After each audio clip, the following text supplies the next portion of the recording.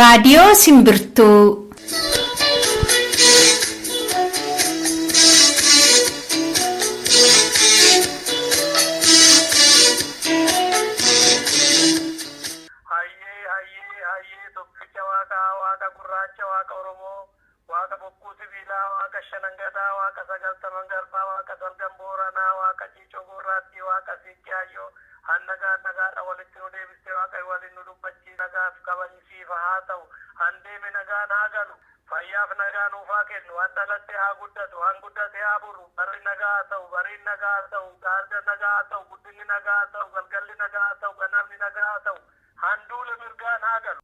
Torbee sagantaa keenya xumurree har'a deebinee wal arguudhaaf akkuma waadaa walii galletti kunoo sa'aatii keenya eegnee qophoofnee jirra. Akkam jirtu dhaggeeffattoota keenya, kun qophii Simbirtuuti. Qophii Simbirtuu har'aa akkuma innaa kaanii oduu isinitti himnee tokko jennee sagantaa keenya eegallaa, itti aannee sirba tokko isin affeerra. Isaa boodammoo qophii imalaa qabna. Qophii imalaa kana kutaa tokkoof kutaa lammaffaa qaba. Kutaa lamaan iyyuu keessatti dhimmoota adda addaatu isinii keessummeeffamu. Sirboonni isin bohaarsanis qaamuma qophii keenyaati. Maarree hanga xumuraatti nu waliin turaan affeerraa keenyadha. Amma gara oduutti dabarra.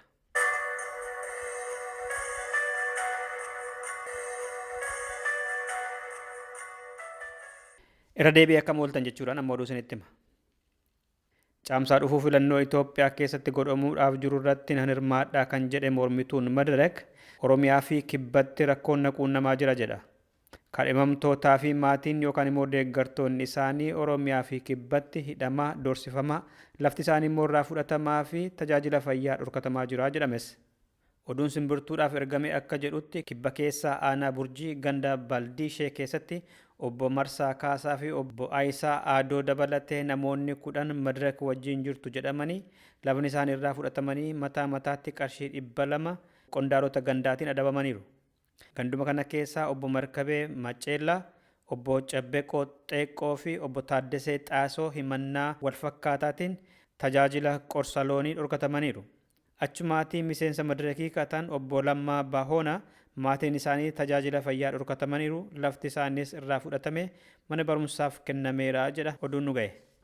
Kibbuma keessaa otoo hin bahin Walaayittaa Sooddottis dhiibbaa irratti godhameen miseensa Madirekii obbo Zalleqee Laaphisoo dorgommii keessaa of baasaniiru jedhame. Oromiyaa dhiyaa Gullisootti immoo itti aanaa Koongireesii Federaala Oromoo kataan obbo Mulaatuu Gammachuu, miseensa hojii raawwachiiftuu Koongireesii Federaalaa Oromoo Dr. Balaanesh Isaaqii fi itti gaafatamaan Koongireesii Federaalaa Oromoo Wallaggaa dhiyaa obbo Indaalee Kabbadee filmaataaf aayiraa irratti bobba'anii osoo jiraniiti. Bulchiinsaa fi poolisii aanichaatiin gaafa Majjii 22 bara 2015 shiftootadha jedhamanii magaalaa sana keessaatii siree qabatanii akkam bullee dhorkamanii konkolaataa keessa bulaniiru jedha oduun nu ga'e. Elubbaa Booraa, Gachii Boorachoo fi Baddalleetti Horroo Guduruu Jimmaa Gannatiitti miseensonni Koongireesii Federaalaa Oromoo filmaataaf akka hin galmoofne dhorkamaniiru jedhames. Baddallee, Jalduu, Qallamii fi Mallaggootti filattoota galmeessuu diduu fi Bulee Horaa ganda Malkaa Soodaa buufata filannoo tokko keessaa immoo namoonni 57 miseensa mormituuti waan taataniif isin hin galmeessinu jedhamanii didamanii gara qeetti deebi'aniiru jedha oduun nu ga'e. Mootummaan Itoophiyaa uummattoota biyyattii hacuucaa jira jechuudhaan mormitoonni bakka buutota caffee gamtaa Awurooppaatti himatanii. Marii bakka buutota caffee gamtaa Awurooppaa adda bilisummaa Oromoo, adda bilisummaa biyyoolessa Ogaadeniyaa fi kan biroo gamtaan gaafa guraandhala 4 qopheessan sanarratti addatti manneen hidhaa keessatti yakka dubartoota Oromoo irratti raawwatamu qorannoo ragaatiin deeggarame Dr. Baaroo Qannootiin dhiyaateera. Walgahii miseensota paarlaamaa Awurooppaa, gaazexeessitoota, qorattootaa fi qaamota adda addaa irratti argaman sanarratti mootummaan Impaayera Itoophiyaa bulchaa jiru Oromoo diina isaa inni kaa godhatee hidhaa fi ajjeesa Oromiyaa saaba dattimmoo dubartoota Oromoo irratti miidhaa haganan jenne mana hidhaa isaa keessatti irraan geessisaa jira jedhan Dr. Baaroo Qannoo. Oromoo keessattiyyuu mana hidhaa keessa yeroo dheeraa turan dararamni adda addaa irra ga'aa turee fi qaamaa qalbiidhaan jireenyi isaanii kan gaaga'ame waan kana irratti dhugaa jiru haqa jiru kana akka dhaqee himamuuf addi bilisummaa Oromoo keessatti dhimma dubartii kanaaf filatee wanti kun akka dhiyaatu godhee jechaadha. Duraa sana kan Awurooppaan barbaadan qofatti mituu hin taane miidhaan akka irra ga'aa jiru kana argisiisuudhaaf achitti qophaa'amee wanti kun achitti dhaqee ibsa. Miidhaan dubartoota Oromoo irra ga'u kun tokko biyya Itoophiyaa sana keessatti karaa adda addaa miidhaan ilmaan dubartoota Oromoo irra gahu keessatti immoo badii tokko malee mana hidhaa keessatti qabamanii iddoo dhoksaa adda addaatti hidhamanii achiiti poolisiin wayyaanee yookaan loltoonni wayyaanee dubartoota keenya kara bifa adda addaan kan isaan irraan ga'an mana hidhaa keessaatii fi guutummaa biyyattii sana keessatti jechuudha. Kana waliin dura wanta nuyi dubbanne dubartiin tokko utuu hin heerumiin yookaan utuu abbaa manaa hin godhatini mirga isheen qaama ishee irratti qabduu fi akkasumas immoo warri humna isaaniitti gargaaramanii dubartii keenya irraan kan ga'an kana mormuuf Yuunaayitid Neeshiniin seera heera inni lafa ka'ee tokko tokkoon itti himne. Dhaggeeffattoota keenya dhimma kanarratti kutaa tokkoffaa qophii malaa har'aa kana keessatti qabannee deebina. Xumura irrattis Itoophiyaan loltoota ishee 600 ta'an nagaa akka buusaniif bakka 3tti erguufan qophii xumureera jette. Qondaalli waraanaa biyyattii Major Jeneraal Hasan Ibrahim dhiyeenya kana televezyiinii Itoophiyaatti akka dubbatanitti loltoonni 600 ta'an kun gara Soomaaliyaa, Kibba Sudaanii fi Abeeyitti ergamu. Kunis gaaffii biyyoota sanarraa dhiyaatan irratti hundoofneetu gamasitti erguuf jirra jedhan. Oduu ammaaf qabnu kanumadha. Sirba kanaan gara qophii itti aanutti dabarra. Maarree ammas nu waliin tura.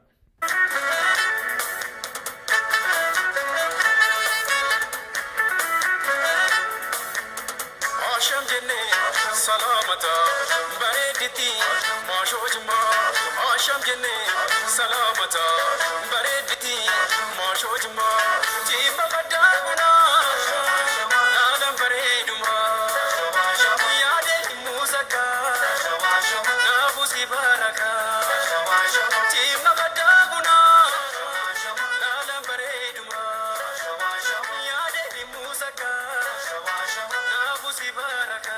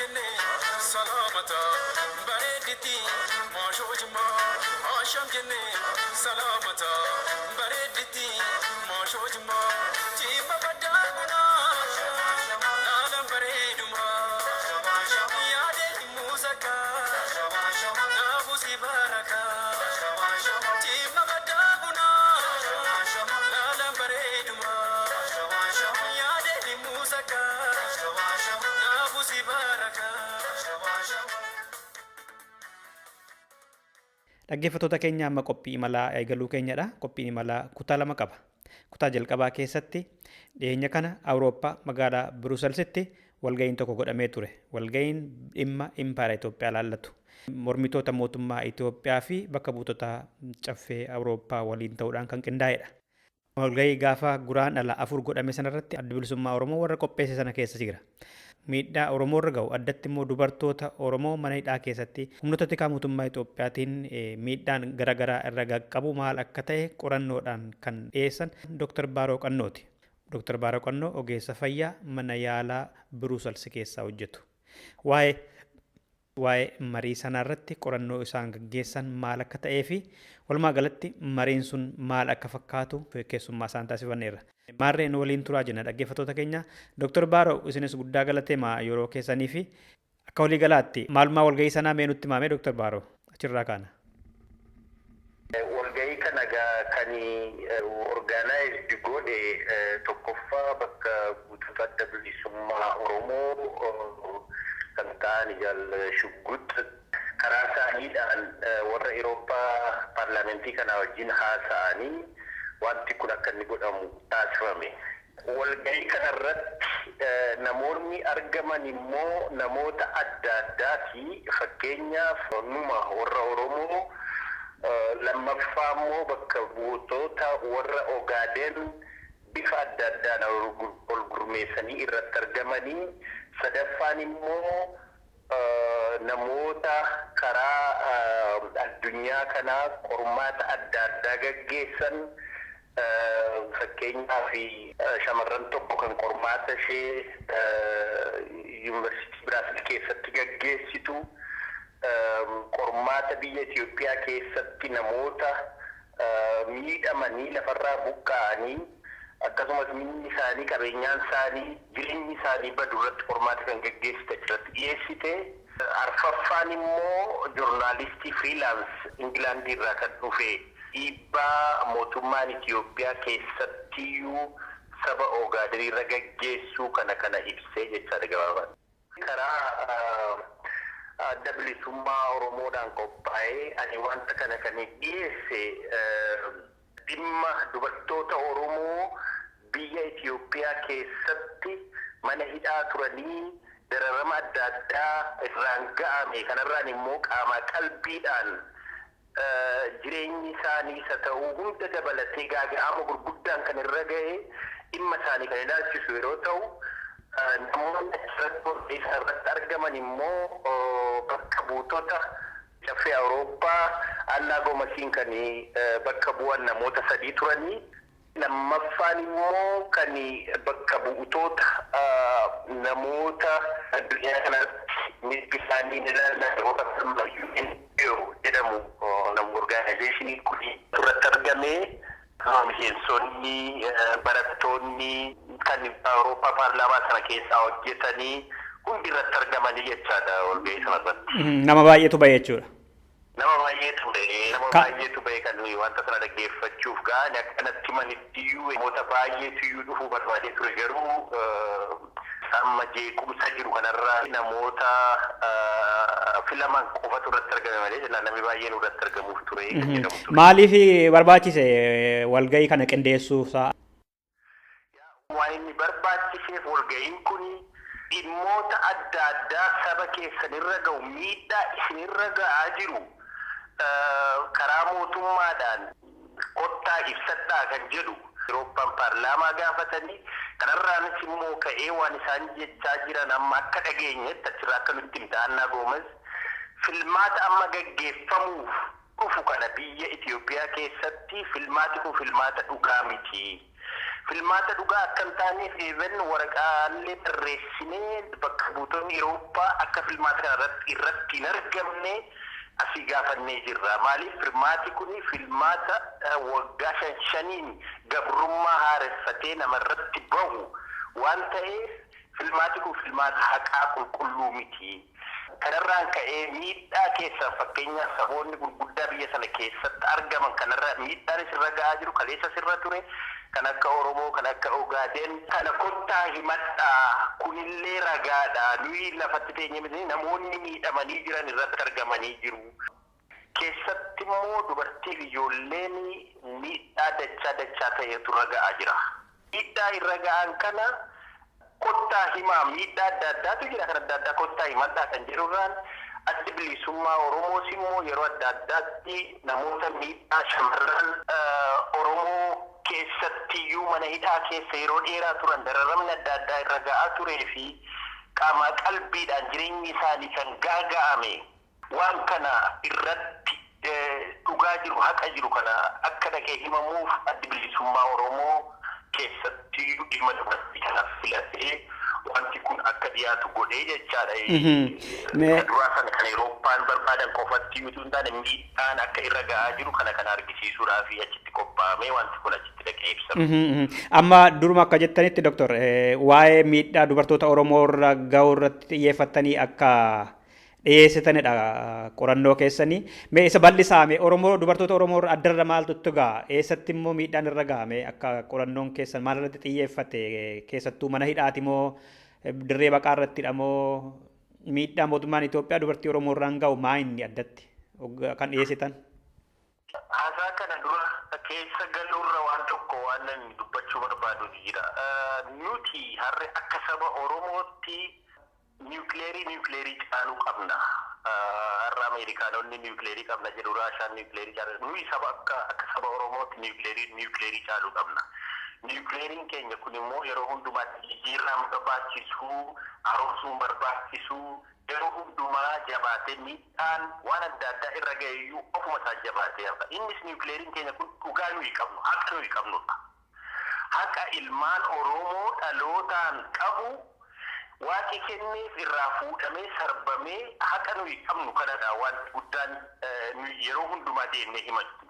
Waan iddoo adda addaatti kan naqnee himachuu barbaannu dubbachuu barbaannu haqa keenya kana haqi keenya kun niwukileerii caaludha kan waan fedhayyuu cabsee keessa darbuu danda'u. Gabaabumatti ilmaan Oromoorra balaan miidhaan irra ga'u dachaa ta'ee keessatti immoo dubartoota keenya kanarratti miidhaan karaa adda addaa irra ga'a. Miidhaa kana immoo gaaffii ati na gaafattetti sii dhufuudhaaf eessatti irra ga'a qorannoon keessan maal gaggeessitanii maal akka ta'e kan jedhu kanarratti miidhaan dubartoota Oromoo irra ga'u kuni tokko biyya Itoophiyaa sana keessatti karaa adda addaa miidhaan ilmaan dubartoota Oromoo irra ga'u keessatti immoo seera tokko malee gaaffii tokko malee badii tokko malee mana hidhaa keessatti qabamanii iddoo dhoksaa adda addaatti hidhamanii achiiti poolisiin wayyaanee yookaan loltoonni wayyaanee dubartoota keenya kana bifa adda addaan kan isaan irraan ga'an mana hidhaa keessaatii fi guutummaa biyyattii sana keessatti jechuudha. Kana gaa utuu diteelii isaa keessa hin galin dura wanta nuyi dubbanne dubartiin tokko utuu hin heerumin yookaan utuu abbaa manaa hin godhatini mirga isheen qaama ishee irratti qabduu fi akkasumas immoo warri humna isaanitti gargaaramanii dubartii keenya irraan kan ga'an kana mormuuf Yuunaayitid Neeshiniin seera heera inni lafa ka'ee tokko tokkoon itti himne Yuunaayitid Neeshiniin fakkeenyaaf seera adda addaa kan dabarsee qaba.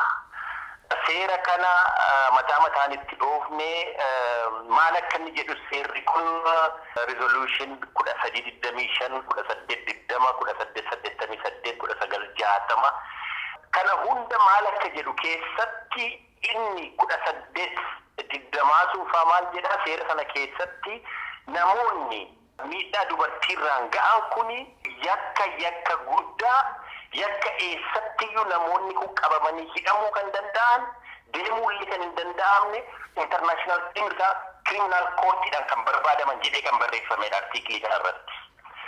1960 irratti immoo namoota kana barbaannee hiinee seeratti dhiyeessinu tokko kan maatikaa himamiti akka isaan hin qabaanne kana kanaan tajaajiludha.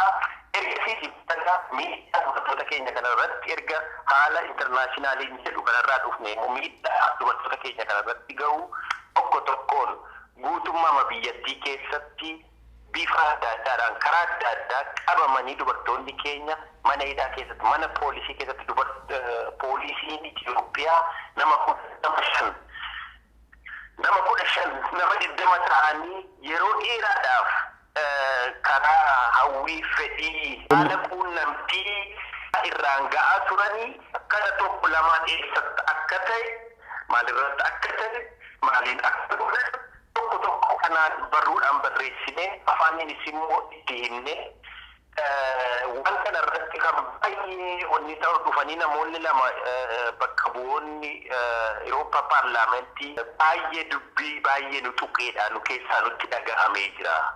Baay'ee nama tuqa baay'ee nama gaddisiisa kanaaf wanta kana gala fuulduraattis akka wajjiniin hojjennuu fi irratti jabaannee bal'inaan irratti hojjennee akka onni taanuu hin abdannaa nu quunnamaas jedhu dhufanii akkasnaan jedhan namoonni Awurooppaa paarlaamantii jechaadha. Ragaa qabdu jechuunis Oromoota akka ragaatti dhiyeessitanitti Oromoota mana hidhaa keessatti humnaan gudeedaman. Shamarran maqaa isaanii hunda barreessinee shamarran 8 akkas dhiyeessine maqaa isaanii tokko tokkoon kan dhiyeessine ragaa jiru wajjin kan dhiyeessine miidhaan immoo qaama isaanii irra ga'e har'allee immoo miidhaa isa irra ga'e sanaan jireenyi isaanii jeeqamee goolamee hawwiif fedhii isaaniillee akka dhala namaatti dhabanii akka jiran akka ta'e kanallee itti himne. Maal jettanii adda baatanii amma warri Awurooppaa paarlaamaa irra bakka bu'anii dhufan kun maal akkasinii godhan irraa hubattanii yookaan garamitti akka deemu dhimmicha akka geessan irraa hubattanii Dooktar walgahii sana dhuma isaa irratti? Dhumi isaa baay'ee nama gammachiisa akka mataa kootti akkana ilaalettanii maaliifin akkas jedhee tokkoffaa isaanumtiyyuu Awurooppaan paarlaamantiin kun akka mootummaan kuni sabaaf sablamnoota biyya sana keessa jiraachaa jiru ugguree mirga isaanii haqa isaanii dhoowwatee akka dhala namaatti sun taane akka meeshaatti akka itti gargaaramaa jiru isaanumti mataan isaanii waan kana bira ga'aniiru. Garuu wanti guddaa waan isaan barbaadan nuyi namoonni wanti kun irra ga'ee jiru namoonni waan miidhamee jiru isaanii wajjin haqaa fi waan jiru kana isaanitti galgalaa ganama isaanii wajjin hojjennee isaanii wajjin mari'annee isaanitti himnee isaan waan kana fuudhanii dhumarratti gara murtiidhaan ga'uudhaaf akka jiran hin arge tokko kun. Lammaffaa immoo waan isaan jedhan isinii mirga keessaniif haqa keessanii kanaaf falmachuu hin dhaabinaa yeroo hundumaa itti fufaa. Keessatti Annaa Gomas maal jettee ani addana keessatti namootuma wajjiniin hojjettu kanaan waan adda addaadhaan kan naqanii wajjiniin deemnallee kaasaa yeroo qormaatti keessatti ilaallu kan irra ilaalanii lakki Itoophiyaan guddachaa jirti deemaa jirti kan jedhu jiru. Kanaa wajjiniin falmaan ture. Wanti guddaan immoo isin itti fufaatii falmadhaa. Isa isin yoo falmattan yoo isin dhadhaabbanna. Kan jedhudha. Kanaaf egaa wanti guddaan asirratti jechuu barbaadu kan na gammachiise jedhu filas falmachuu hin dhiifne jarris immoo amma waan kanaan iyyuu isaanis egaa fedhii isaan irraa dhimmamanii barbaadanii haa ta'u hin beekne malee akka isaan fedhiif hawwii qaban irraa argee jechuudha. Gara fuulduraatti bifa adda addaadhaan sabni keenya ol ijaaree keessatti dubartoonni keenya gara fuulduraatti kakka'anii waan kanarratti akka iyyataniif karaa hundumaa akka irratti hojjennu barbaada gadda keenya kana gammachuutti akka deebifnuuf hawwii kooti. Tole, Dooktar Baaroo Qannoo ogeessa fayyaa mana yaalaa Bruusels irraa yeroo keessan fudhattanii haala yeroo irratti ibsa bal'aa nuu kennitaniif guddaa galatoomaa fayyaa ta'a Dooktar. Akkasumas galatoomi. Nusamanii qabeenya keenya hiyyoomnee nu abbaan biyyaa hongoynee maaliif jiraannaa waan nyaannoo damnee booyaa. Nusamanii qabeenya keenya hiyyoomnee nu abbaan biyyaa hongoynee maaliif jiraannaa waan nyaannoo damnee booyaa.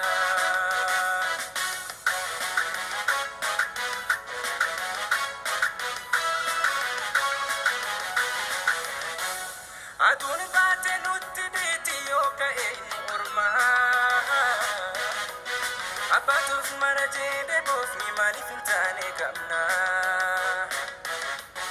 Laga teenyee bishaan dheebochuun isoo qabnu ijaa dhugaan barbaadin ta'anii booyuun kun fafa keenya. Iyyee iyyee sumaaf iyyee lammii kan koo. Afansi ta'ee an barata siif baradhee mirga qabdu sarbantu arge. Gubate gara akkamiin isaa deebiin kan koo ta'us rasaasa siif laladhee an siif hin du'aa siif laladhee an siif hin du'aa iyyee iyyee sumaaf iyyee sumaaf iyyee sumaaf iyyee sumaaf iyyee.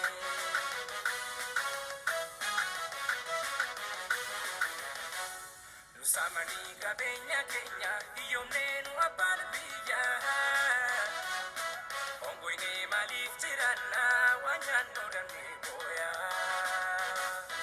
Nusamani kabenya Kenya, iyomnenu apan biya. Ongo ini malif tirana, wanyano dan boya.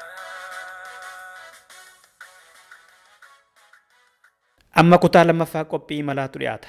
Kutaa kana keessatti immoo torbee kan eegalle keessummaadha qabannee dhiyaanneerra. Keessummaan keenya bara 2010 kaasanii miseensa caffee Itoophiyaa nama turanidha. Obbo Aliyyii Adam. Obbo Aliyyii Adam torbee darbee dhimmoota Oromiyaa keessaa fi Itoophiyaa keessaa waliin qabanii ilaalaa turaniiru. Kutaa lammaffaasaa torbee darbee eddee dhaabbanneerraa kaaneetu itti fufna jechuudha. Ammas nu waliin tura dhaggeeffattoota keenya. Obbo Aliyyii isinis guddaa galatuma mee itti fufna. Salphaadhumatti akka namaa galutti guddina jechuun namni duratti kophee hin qabaanne amma yoo kophee kaawwatee jiraate ka duratti wayyaa uffatu ciccitaa qabu har'a yoo waggaa guutuu uffata dansaa uffate ka duratti mana citaatti galu har'a qorqorroo yoo ijaarrate ka duratti tokko nyaatu guyyaatti yoo 2-3 nyaate fooyya'inaadha. Kuni jira amma namni beelaa hin jiru baay'een yookaan immoo namni nyaata isaa sirrumatti argata ijoollee sirriitti barsiifata. Jiruuf jireenyi isaa haga tokko fooyya'eera nageenyi isaa fayyaa laalchisee jechuu kiyya akkasittiin yoo laalle maal fakkaata baadiyyaan Oromiyaa? Baadiyyaan Oromiyaa akkatti yoo halaalu taate jijjiiramni fooyya'insa wani jaamu tokko hin jiraatu kan anatti mul'atudha. Kanaaf namni jireenya gadadoo yerootti gad deemaa jedha malee fooyya'insa waan jaamu kana waan argatinatti waan agarreessa jechuudha. Guddinni Itoophiyaan jettu immoo guddina warra abbootii biyyaa isaan imparshaalii isaan guddishaa jiran jechuudha isaan. Warri biyya saamanii warri nama saamanii warri fi isaanii sooreessanii fi isaanii qabeenya biyyattii guutuutti deebisanii guddachaa jiran isaan guddachaa jiranii kana isaan haa biyya guutuu godhanii fakkiitiin Itoophiyaa mootummaan Itoophiyaa haa odeessu malee sadarkaa qonnaan bulatti sadarkaa jireenya qotee bulaa yoo halaalu taate guddinni biyya san keessa. Eessa jiru warri hoogganaa dhaabbata dimokiraasummaa uummata Oromoo gama Oromiyaa keessatti yoo laalle jechuudha. Isaan of ijaaraniiru moo isaanis biyya bulchaa jiru waan ta'eef warra biyya abbaa biyyaa hoggaa jettu Oromiyaas kan bulchaa jiru isaanidha.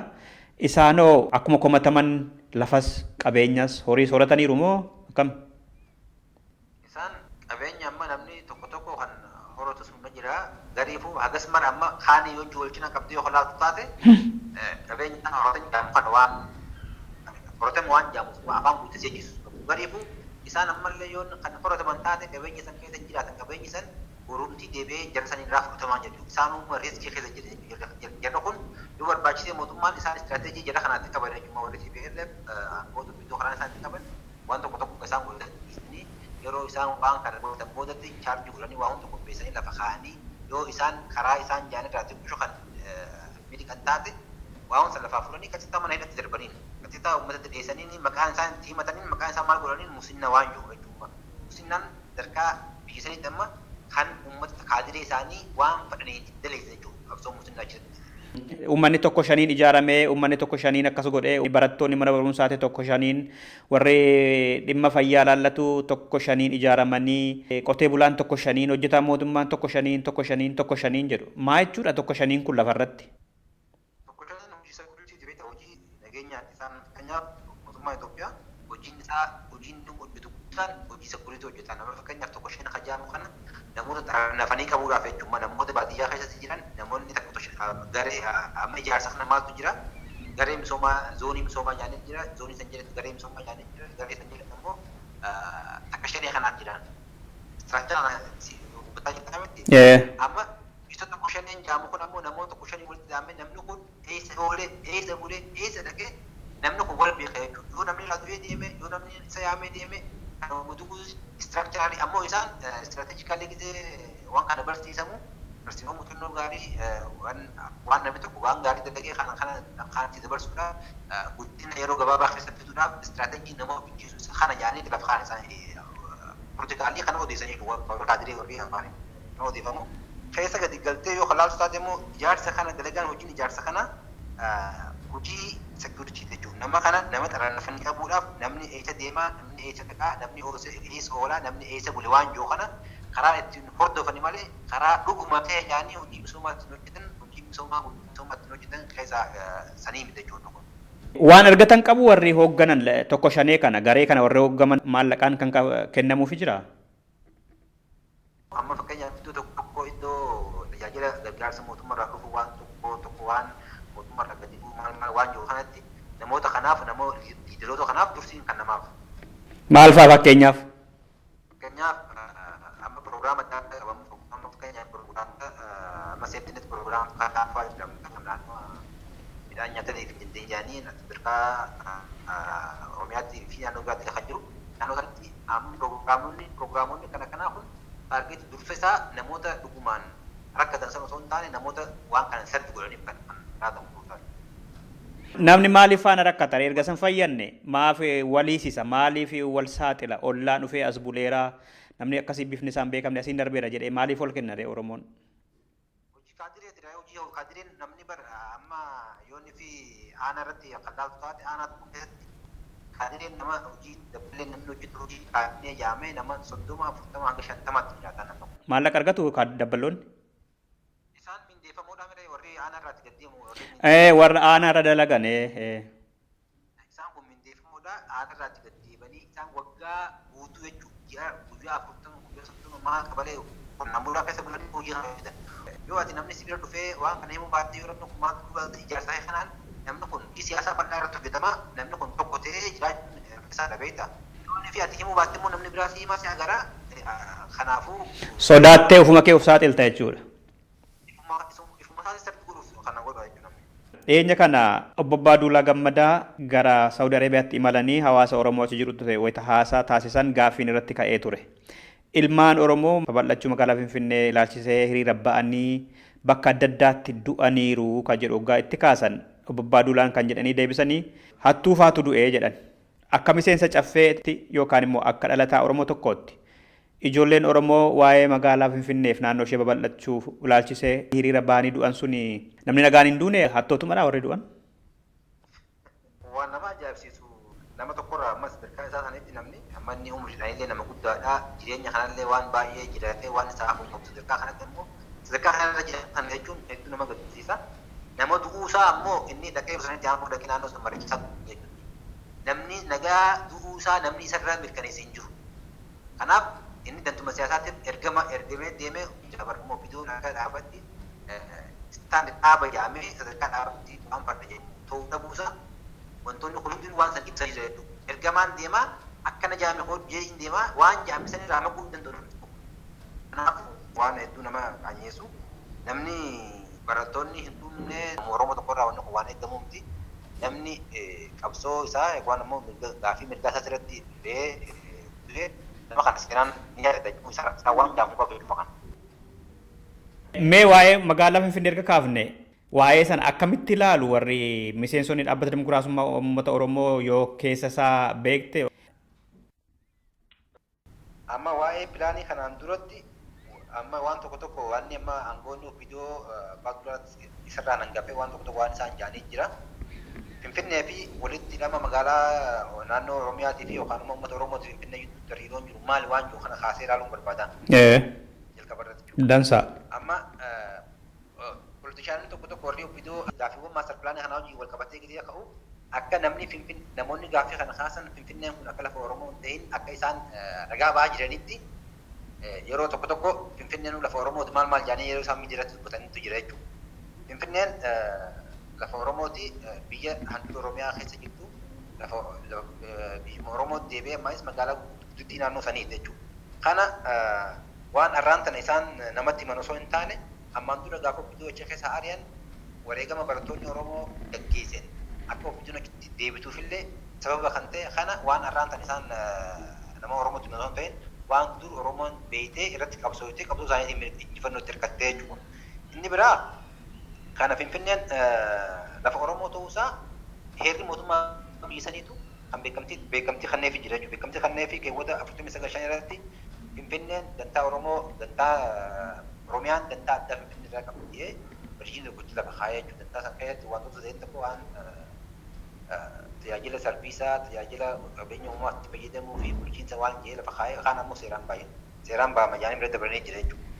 Kana eegaan jedhee Finfinneen waggoota dhibban dabaramee Oromiyaa irratti yookaan immoo lafa Oromoo kana irratti babal'achaa ture jechuudha. Isee kana babal'achaa ture yeroo jennu kana keessatti haalli babal'ina Finfinnee maal akka fakkaatu ilaaluun barbaachisaadha. Finfinneen waggoottan bara 1983 kan lakkoofsa Itoophiyaatti kiiloomeetira 161.63 irra kan lafti baatee kan turte bara 2006tti 527.6 iskuweer kiiloomeetira qubattee jirti jechuudha. Pilaanii haaraa kanaan ammoo tokko miiliyoona hektaara dhageessuudhaaf pilaana godhatamee jira jechuudha. Amma babal'inni Finfinneen ammaan dura gaggeessee fi babal'inni Finfinneen amma gaggeessaa jiru kana gidduu garaagarummaan jiru maali? Finfinneen ammaan dura yeroo babal'attu qotee bulaa Oromoo of keessaa dhiibaa, aadaa Oromoo of keessaa dhiibaa, eenyummaa Oromoo of keessaa dhiibaa, abbaa qabeenyummaa Oromoo karaa itti gaafatamuu hin dandeenye of keessaa dhiibaa babal'achaa turte jechuudha. Inni kun ammoo ammaan tana gizeenii fi pilaanni kun dhufu Oromoon lafti babal'inni Finfinnee kan qotee bulaa Oromoo of keessaa dhiibee, kan eenyummaa Oromoo of keessaa dhiibee, abbaa qabeenyummaa Oromoo of keessaa dhiibee babal'atoo hin qabu.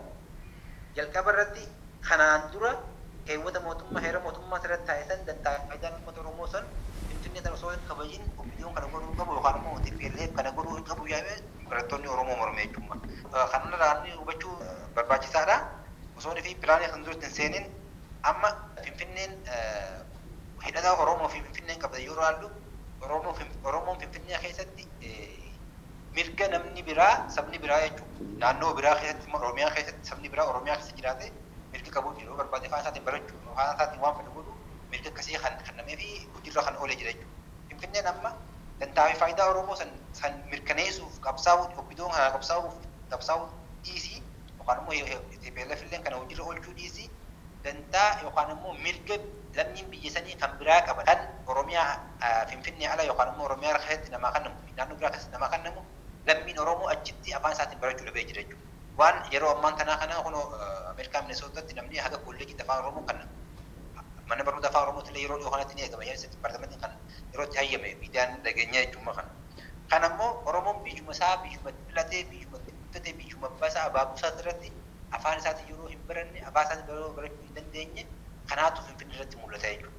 Inni kun ammoo ammas Finfinneen babal'inni Finfinnee ammaan dura godhame kun amma godhamus garaagarummaa kanaa waan hin qabne jecha atleast yoo xiqqaate maqaan kun wantoonni elementiin xixiqqaa kan jennu kan ammoo barachuu afaan ofiitiin hojjechuu maal naannoo kanatti naannoo godina kanatti jiru kun akka inni meenteen ta'ee jiraatuuf kanarratti gaafiin barattoonni Oromoo haasan malee gaafii magaalummaa yookaan immoo gaafii babal'ina magaalaa osoo hin taane gaafii eenyummaa abbaa biyyaa kan kaasan jechuudha. Kana eegaan kana jee boodetti immoo maastar pilaaniin kun dhuguma babal'ina Finfinneen amma fiigaraatiif yeroo jalqabarratti si kaase kana wajjin garaagarummaa inni qabu ni jira. Garaagarummaa inni qabu kun maali jennee yoo ilaallu taate amma maqaa isaati irraa kaa'amuma. Maastar pilaanii magaalaa Finfinnee yeroo tokko ishee maqaa isaa waama. Yeroo biraa immoo maastar pilaanii misooma waliinii magaalaa Finfinnee fi godina addaa naannoo Oromiyaa jedha. Dabree ammaas maastar pilaanii Finfinnee fi godina addaa Oromiyaa jedha. Amma cubbuu as keessa jirtu maqaa kanarraa hubachuu dandeessa jechuudha. Dhuguma maastar pilaaniin kun misooma kana fiduu fi misooma kana uummata kana misoomsuudhaaf dantaa fi faayidaa uummata Oromoo kana kabachiisuudhaaf immoo akkuma ammaan dura babal'ifannaa lafaatiif ta'uu isaa asirratti maqaa isaatirraa beekuu dandeessa jechuudha. Politishaanonni yeroo tokko isaanummaan warrummaan silaa waan kana keessa beekan jettu warrummaan waan kana beekan hojjetan jettu warroo fiduu keessa yeroo jaanji'anii waan kana waan takkarratti nutti himaa yeroo isaan waltajjii isaa waltajjii keessatti hirmaannee jiran waan kana waan takka jennee waan uummatatti nutti himaa yoo misooma walii taate misooma waliini yoo maastar pilaanii taate maastar pilaanii yoo niif immoo maastar pilaanii magaalaa Finfinnee maastar pilaanii magaalaa Finfinnee jedhamutti himaa jedhamee himame jechuudha. Amma wanna kana misooma ta'uu dhabuusaa maastar pilaanii ta'uusaa wanni si beeksisu immoo fakkeenyaaf maastar pilaanii magaalaa Finfinnee jedhamee wanni ragaa ta'e jechuudha. Wanni kun babal'ifannuma lafaa malee misooma waliinii maal waan ijaan kun hundi akka hojuma miidiyaa yookaan immoo hojuma siyaasaa akka ta'e wanni si hubachiisu maal irratti ilaaltaa bulchiinsi magaalaa Finfinnee kanaan dura kutaa bulchiinsaa yookaan immoo kibla katamaa kudhan qabaachaa ture jechuudha. Gariif immoo maaster pilaanii haaraa kanatti bulchiinsi magaalaa Finfinnee kutaa bulchiinsaa 15 qabaatan maanta. Inni kun amma kan bituu abbaa duulaafaan Finfinnee murteessummaa tokko Oromiyaa irratti hin qabdu maal jedhan.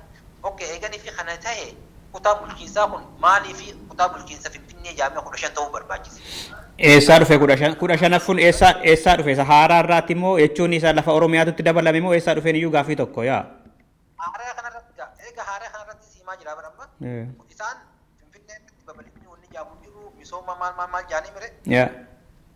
Ammoo babal'ina ta'uusaa wanni si mirkaneessu wanni achitti ammaan tana osoo fagoo deemne pilaana isaanii ilaaltee hubachuu dandeessu Finfinneen maaster pilaanii haaraa kanaan jalqaba maqaa kana gisee waamamaa turan maaster pilaanii magaalaa Finfinnee jedhamaa turan jechuudha.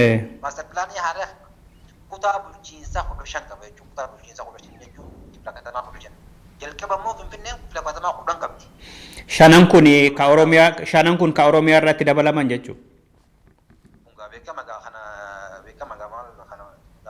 Mee amma kaaftanii obbo Aliyyi walgahii waa'ee bulchiinsa pilaanii haaraa magaalaa Finfinnee fi godina addaa Oromiyaa ilaalchisee walgahii adda addaa godhame irratti hirmaadheera jettaniittu amma haasaa keessanitti isa Adaamaa keessa turtanii yoo Adaamaa keessa turtan miseensumti dhaabaallee warri morman turan maal fakkaata ture walgahiin suni eenyu gaggeessaa ture Oromoo kan hin taanes dhaaba kabiraarraa yookaan BADN irraa yookaan TPLF irratti argameera.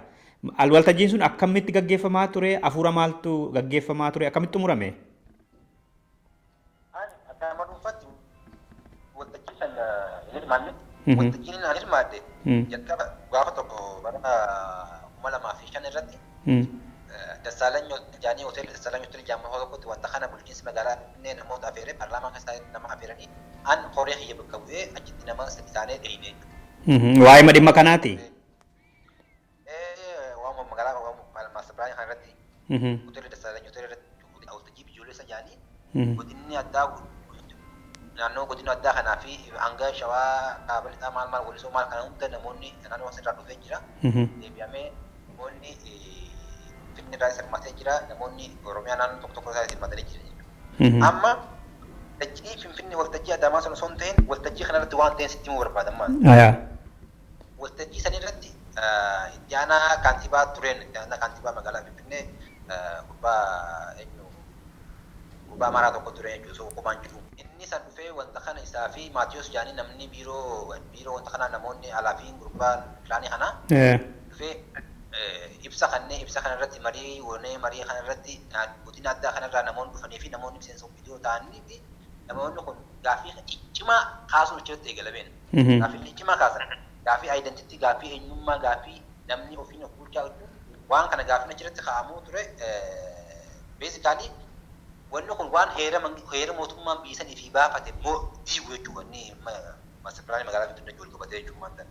Kana namoonni dhaabaa kunillee waanuma raashinaaliituma heera mootummaa kana bu'uura godhatanii heera mootummaa kana irratti namni ofiin of bulchuu qabaa. Namni immoo naannoon tokko fakkeenyaaf amma heera mootummaa artikilii 58 naannoo dhiisii mootummaa federaalaatu aangoo naannoo kabajuu qabaa. Aangoo naannoo interfeer godhuu hin qabu.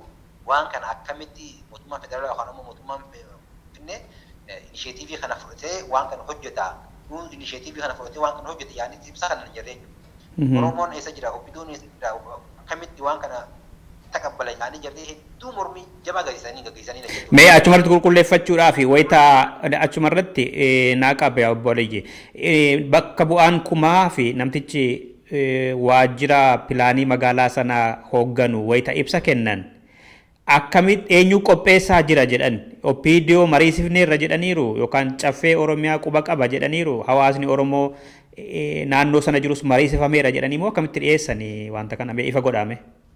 Amma dubbiin yeroo sanitti isaan jaan yaada kana mootummaan bulchiinsa magaalaa Finfinneetiif mootummaa federaalaa yaada kana burqisiisanii yaada kana irratti yaada kana eega fuudhan boodatti OPDO akka itti affeeranitti isaanuma mataa isaanii isin dubbatan jechuudha. Waanuma waltajjii isteejii san gisee waltajjii sabbanan akkasitti jaanii haan. Kanaas ammoo wanni yeroo san keessatti miidiyaan arguu dandeessan yookaan immoo namoota biraatti hubachuu dandeessanii. Kan ammoo kan sii mirkaneessu maali? Erga fi mormiin jabaatee namni gaafii jabaatee kun gaafii eenyummaati gaafii kun gaafii oromummaati yaame namni gaafii baay'ee kaasee boodatti kumaa fi Abdulaziz affeeranii isaan deebisaa addaa kana isaan dhufu jechuudha. Isaaniyyuu jalqaba garuu irran turre dhimma sanan beekani. Dhimma sana waltajjii sana irran turre haa isaan. Jalqabas gaafa isin ibsames OPDO'n illee akka keessan jirredha. Oromiyaa Finfinnee fi bulchiinsa Finfinnee fi federaalaatu dhimma kana kaasee yaadni kun kan isaaniiti. Isaa boodallee OPDO'tti himanii booda. San booda OPDO'tti affeeranii OPDO'nis taqabbaltee waan kana hojii hojjechiisan. Amma Abdulazizii fi Kumaan ittuma himameedhuma gadi baanii deebii kennan malee jalqaba isaa eessaa akka ka'e maal isa kana quban qaban jechuudha akka isin jettanitti. Akka jarri jedhametti amma jarri inisheetivii kana bulchiinsa magaalaa Finfinneetii fi bulchiinsa mootummaa federaalaatu fudhatee san booda immoo Oromiyaatti affeeranii san booda eeganii fi inisheetivii isaan fidan booda waliin hojjennee yaani isaan. Gaaffiin kaka'aa ture maal jedha gaafa mana Dassaalenyi kana? Yeroo sanitti filaana magaalaa Finfinnee jaamaa ture eeganii fi waan kana ta'uu taate Oromiyaan namni lafti kun lafa Oromiyaatti naannoo Oromiyaatti heera mootummaatti waan kana daangeffamee jira. Namni lafa kana bulchu eenyu? Gaafii bulchiinsa wanta kana eenyu deebisaa? Wanta kana immoo akkamitti ta'uu danda'a? Finfinneen dhuftee akkamitti Oromiyaatti tajaajiluu dandeessi? Wanni kun akkamitti qotee bulaa Oromoo kana filaanni kun itti hambachuu danda'a? Qotee bulaa Oromoo ammaan dura Finfinneen babal'ina Finfinnee keessatti dhugaa dhiibamaa dhufe kana akkan bifuma san immoo kana deebisaa wanni kun saniif deebisaa kana yaaman gaafii baay'ee ciccimaa gaafatamaa ture jechuudha. Oromiyaan yookaan immoo biddoon quba hin qabu jaamee gaafii baay'ee bal'aan ka'aa ture jechuudha. Saniin booda Abdulaziz fa'aa fi Kumaan dhufanii nuti waan kana gaafii bulchiinsaa rakkoon qabaatu nuti kuma jirutti dhiiraarraa booda Oromiyaanis fi bulchaa Finfinneesis fi bulchaa wanta kana ammas waliin hojjennee jaanii dhufanii dhumara isaanis wanni kana jechuudha. Yaadannee kananii deemanii. Gaafuma hoteela Dassaalenyi sanaa dhufanii akkas jedhanii? Yaa dhufanii dhumarratti dhufan isaan. Okay, san booda immoo waltajjii Adaamaa hin hirmaanne waltajjii Adaamaa gadi fuun miidiyaan hordofaan ture waltajjii sana irratti akkuma nama kamittuu miidiyaan amma akka dhaabaatti miseensonni dhaabaa duraan keessa turtanii baay'eensaa yaada kana deeggaramuun deeggaru jettanii yaaddu? Amma namni akka dhaabatti namni miseensa jechuun miseensi bal'aan dhaaba kana wanni kun identity waan eenyummaa Oromooti wanni kun dantaa fi faayidaa inni Oromoo godhu san illaaboreettee wanni ifatti biyaame hin jiru jechuudha. Uumaa politikaalee baay'inaa osoo malee miseensi baay'een akka hin deeggare waltajjii Adaamaa sana irratti fi waltajjii sana irratti hubachuu dandeessa jechuudha. Namoonni hedduun sadarkaa kantiibaa itti aanaa kantiibaa maal namoonni jiru baay'een isaa waan kana mormaa turan miseensi baay'een mormaa turanii gariif immoo biyya san keessatti waan takka mormituu dhiistuu ati waan namni jallisan siifidee fudhachuu malee dirqama waan carraan biraa waan hin jirre jecha sadarkaa sanitti deemanii gariif immoo uummanni sadarkaa miseensatti sadarkaa bal'atti uummanni mormaa ture sadarkaa hawaasattis mormaa turanii. Amma akka jettanitti rakkinoonni hawaasummaa dinagdee siyaasaa kan naannoollee wal qabatee loogii fi hacuuccaan Oromoorra akka jirudha. Sirna kana keessattis Oromoon fayyadamaa akka hin taane kaaftani. Kan erga miseensa dhaabaa taatanii erga beektanii caffee keessa wayita turtan isinii fi namoonni isin fakkaatan tarii quba wal qabduu laata? Yoo quba wal qabdu ta'e gaaffii kana caffee keessatti kaasuudhaaf yaaltanittu?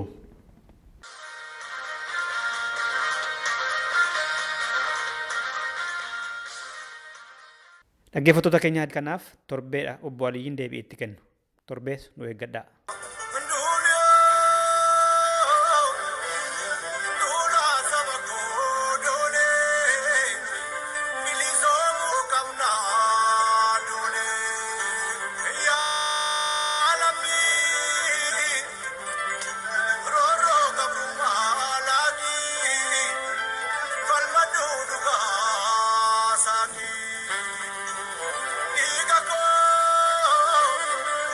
Sena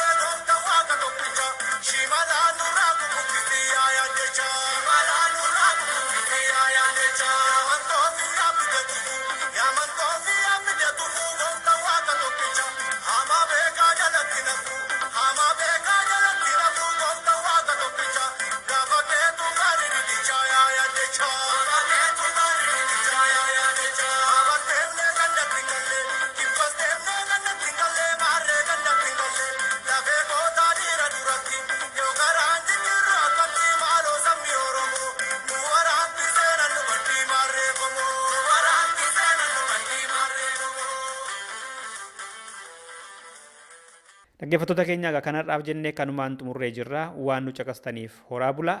Torbee dhimmoota biraa qabannee walitti deebina. Waan nu caqasaa turtaniif sirba kana isin affeereera. Nagaatti.